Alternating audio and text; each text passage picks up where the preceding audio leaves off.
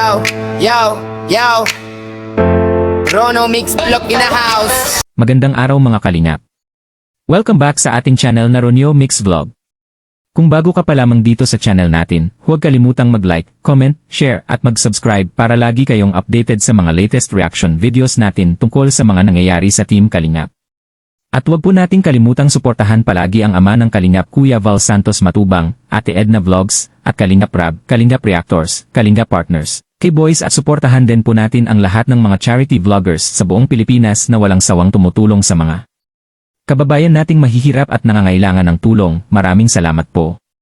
At para sa video natin ngayon mga Kalingap, pag-uusapan natin ang isang viral na pahayag ni Kalingap Rab na talagang pinag-uusapan ngayon ng maraming supporters. Sinabi niya sa kanyang live ang salitang, "Kanya-kanya na muna." Marami tuloy ang nagtanong. Ibig bang sabihin nito ay tuluyan ng mawawala ang K-Boys? Magkakahiwalay na ba sila? O may mas malalim na dahilan kung bakit niya ito sinabi? Mga Kalingap, pag-uusapan natin yan ngayon at bibigyan natin ng malalim na reaksyon na may aral at puso. Vlog. Sa mga kasamahan ko naman, ng mga dati kong kasama na ngayon ay kanya-kanyang lakad, yung iba nasa Kalingap tahanan. Ito yung right time na pakita natin sa mga viewers na tayo talaga may pusong Kalingap. Tumulong tayo sa abot natin mga kaya, mag-vlog tayo, kahit mag-isa tayo, may kasama tayong kaibigan.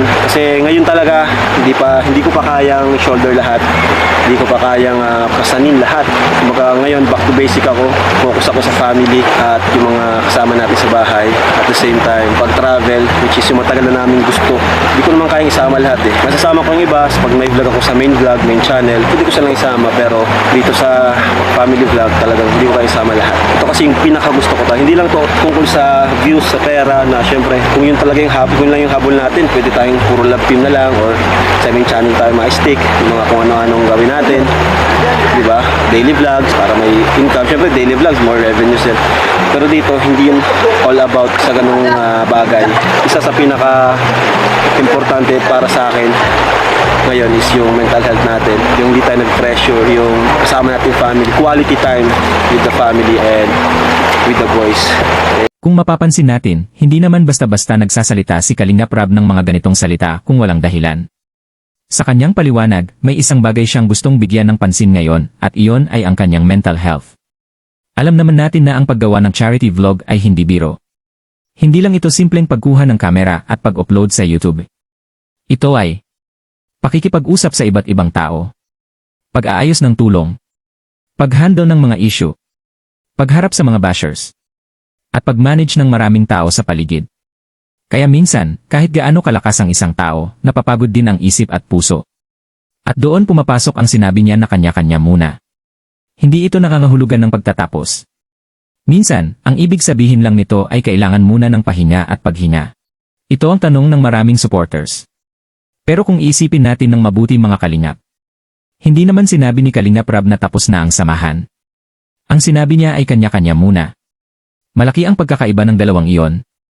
Ang tapos na ay pagtatapos. Pero ang kanya-kanya muna ay maaaring panandali ang paghihiwalay para sa paglago ng bawat isa. At sa totoo lang, maaaring ito pa nga ang magandang pagkakataon para sa bawat isa sa kanila na ipakita kung ano ang kanilang kakayahan. Isa ito sa mga magandang anggulo na dapat nating tingnan. Dahil kung tutuusin, kapag lagi silang magkakasama kay Kalingap Rab, may mga taong nagsasabi na sumusunod lang sila o nakaasa lang sila. Pero ngayon, kung magkanya-kanya muna sila sa paggawa ng charity, ito na ang pagkakataon para ipakita ng bawat isa na mayroon din silang sariling puso para tumulong. Na hindi lang dahil kasama nila si Rab kaya sila tumutulong, kundi dahil gusto talaga nilang tumulong sa kapwa. At kung mangyayari yon, mas lalo pang lalawak ang epekto ng charity. Isipin niyo, hindi lang isang grupo ang tumutulong, kundi maraming individual na gumagawa ng kabutihan. Isa sa mga bagay na talagang tumatak sa sinabi ni Rab ay ito. Mas gusto niyang mag-focus muna sa mental health at quality time sa pamilya. At kung tutuusin mga Kalingap, wala namang masama doon. Sa katunayan, iyon ay isang napakagandang halimbawa. Dahil sa mundo ng social media ngayon, maraming content creator ang halos wala ng oras sa pamilya. Pero si Rab, kahit busy sa charity at vlog, pinili pa rin niyang unahin ang kanyang asawa at mga anak. At para sa akin, isa itong paalala sa ating lahat na hindi masamang magtrabaho, hindi masamang tumulong, Pero huwag nating kalimutan ang pamilya na laging nandyan para sa atin. Isa pang mahalagang linawin. Hindi naman tumigil si Kalingap Rab sa paggawa ng vlog. Sa katunayan, tuloy pa rin ang kanyang main channel at pati ang mga love team content. Ibig sabihin, may pagkakataon pa rin na magkita at magkakasama sila paminsan-minsan. Kaya hindi dapat agad isipin ng mga supporters na wala na ang samahan. Minsan, kailangan lang talagang magkaroon ng konting distansya para mas tumibay ang relasyon. Sa lahat ng supporters ng Team Kalingap, ito siguro ang panahon na kailangan nating ipakita ang tunay na suporta. Hindi sa pamamagitan ng pag-aaway. Hindi sa paggawa ng issue. Kundi sa pamamagitan ng pag-unawa. Dahil kung tunay tayong supporters, hindi lang tayo nandyan kapag masaya. Nandyan din tayo kapag kailangan nila ng space at pahinga. Mga Kalingap, may napakagandang aral tayong makukuha dito.